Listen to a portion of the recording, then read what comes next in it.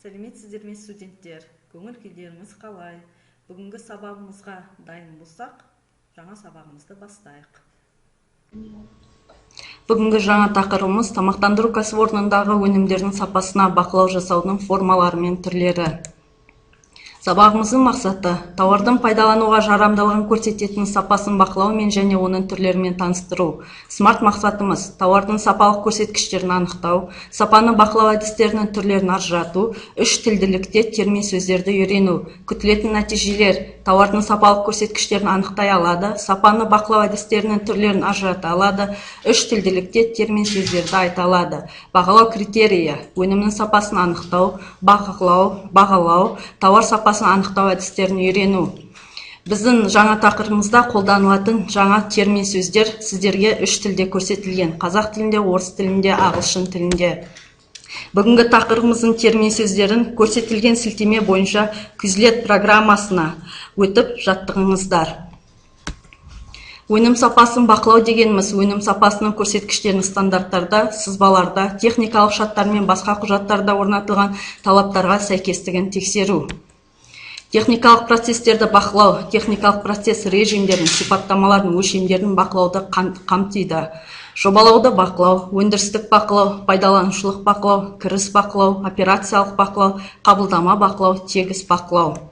Тауардың сапасын екі жолмен анықтаймыз: органолептикалық тәсіл және зертханалық тәсіл. Соның ішінде органолептикалық әдіс өзі аты айтып тұрғандай орган, яғни біздің өзіміздің сезім мүшелері арқылы тауардың сапасын анықтаймыз. Өнімнің сапа көрсеткіштерін сезім мүшелерімен көру, иіскеу, ұстап сезу, дәмін тату негізінде анықтау әдісі. Органолептикалық әдістің үш түрі бар: балдық бағалау, сенсорлық анализ, қос салыстыру әдісі. Соның ішінде балдық бағалау — бұл әр тауарға бал қойылады. Біздің елімізде 10 бал бұл шай, кофе сусындарына қойылса, 30 бал кондитерлік өнімдерге, 100 бал гастрономдық өнімдерге қойылады. Сенсорлық анализ — қымбат аспаптарды қажет етпейтін, қажетті мөлшерде сенімді нәтиже алумен сипатталатын тауар сапасын тез сараптауға мүмкіндік беретін әдіс. Қос салыстыру әдісі — технологиялық циклды өзгеру, жаңа қаптама қолдану кезінде өнім сапасының өзгерісін анықтауға мүмкіндік береді. Сұйылту әдісі белгілі бір концентрациялы ерітіндідегі тамақ өнімдерінің ароматын, түсін, дәмін анықтау әдісі. Көбінесе спирттік өнімдерге қолданылатын әдіс түрі. Келесі әдісіміз профильдеу әдісі. Өндірістің техникалық процестердің шикізат, рецептура, орама, сақтау жағдайлары және тағы басқа өзгеруімен туындаған тамақ өнімдерінің дәмінің ауытқуының бақылауға мүмкіндік беретін. Бұл әдіс консервіленген өнімдерге арналған әдіс түрі болып табылады. Келесі әдісіміз микроскоптау әдісі. Тамақ өнімдерінің құрылымын, өнімдегі қоспалардың болуын, микроорганизмдер мен паразиттер мөлшерінің, өнімнің натуралдығын анықтауға мүмкіндік беретін әдіс түрі. Рефрактометриялық әдіс шырын, шай, тосап, сүт, сыра, томат өнімдерінің сапасын анықтауға қолданылады. Сынау көрсеткіштерін анықтауға негізінен өнімдегі құрғақ зат мөлшерін анықтауға арналған әдіс түрі. Полиметриялық әдіс қант түрін және оның концентрациясын анықтауға мүмкіндік беретін әдіс. Химиялық әдістер тамақ өнімдеріндегі әртүрлі заттарды, олардың қасиеттерін, өнімнің химиялық құрамын анықтауға мүмкіндік беретін әдіс түрі. Биохимиялық әдістер жемістер мен жидектердің тыныс алу интенсивтілігін, сүттегі каталазаның ферментативті активтілігін, ет автолизінің тағы басқа анықтауды қолданылатын әдіс түрі. Физиологиялық әдіс тамақ өнімдерінің құндылығын, сенімділігін, калориялылығын анықтайтын әдіс түрі. Соңғы әдісіміз эксперттік әдіс. Өнімнің сапа көрсеткіштерін эксперттермен шешім қабылдау негізінде анықтау әдісі.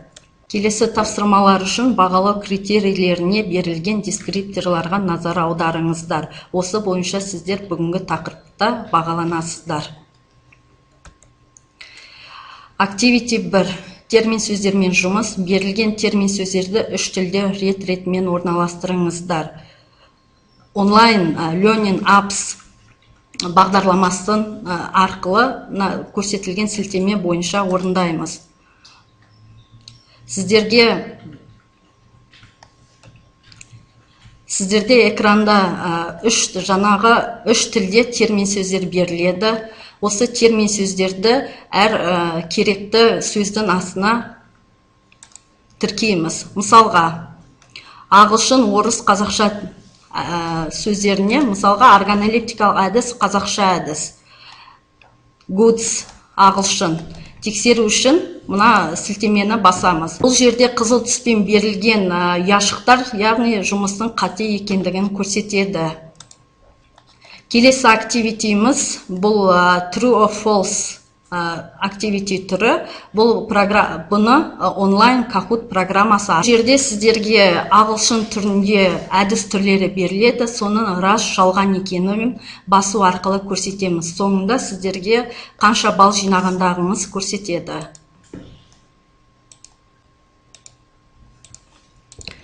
Келесі activity 3. Қайсы құжат өнім сапасынан кепіл бола алады? Мына көрсетілген суреттерге қарап, сіздер өз жауаптарыңызды кесте түрінде негіздейсіздер. Келесі activity 4. Ұсынылған үлгілердің сапасына органолептикалық баға беру және кестедегі нәтижелерді рәсімдеу. Сіздерге бірнеше үлгілер берілген, сол үлгілерге органолептикалық баға беріп, кестені толтырасыздар. Әдеттегінде инсерт түртіп алу әдісімен рефлексияны анықтаймыз. Сіздердің жауаптарыңызды Platons платформасында күтемін. Бүгінгі жаңа тақырып аяқталды. Жауаптарыңызды Platons платформасында күтемін. Барлық слайд, сілтемелер, программалар Platons платформасында жүктелген. Назар қойып тыңдағандарыңызға көп рахмет, сау болыңыздар.